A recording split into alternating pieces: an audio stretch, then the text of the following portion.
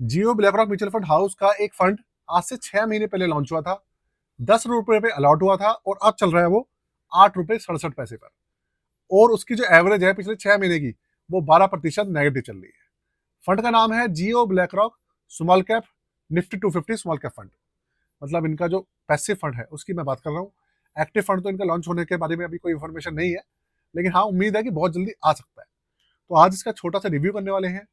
क्या इस फंड के अंदर कोई प्रॉब्लम है, या अलादीन का कोई सपोर्ट मिल रहा है उससे प्रॉब्लम है, या फिर कुछ और कहानी है, इन्वेस्टर्स को इसको लेकर इतने परेशान क्यों हैं, वो जानेंगे। तो भैया, चैनल को सबसे पहले सब्सक्राइब कर लीजिएगा और वीडियो को लाइक कर दीजिएगा, जिससे कि आपके लिए कोई भी ऐसी वीडियो आती है वो छूटे ना।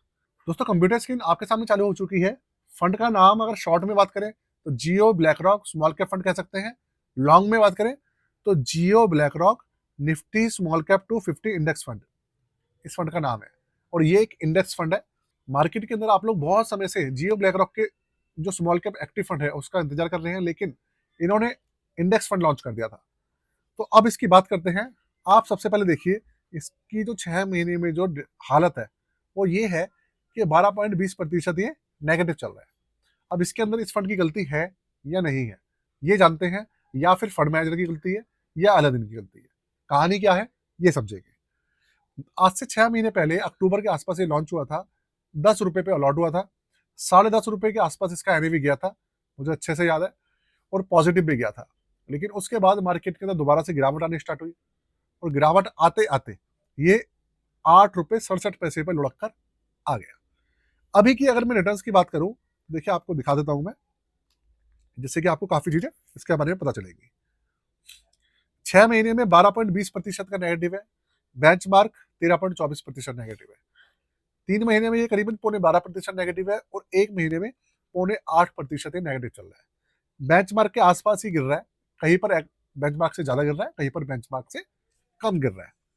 तो अब ना बात ये निकल कर आती है कि कहानी है क्या, फंड के अंदर दिक्कत है या कहीं और प्रॉब्लम है। तो देखिए, आप एक चीज समझिएगा। अब मैं आपको पहले आप इसका पोर्टफोलियो देख लीजिए, उसके बाद मैं आपको बताता हूँ कि प्रॉब्लम है क्या। पूरी की पूरी इसके अंदर जो एलोकेशन है वो सारी इक्विटी के अंदर है, और इसके अंदर 250 कंपनीज है, ये रही, और स्मॉल कैप है सारी की सारी। अब आप एक चीज सोचिए,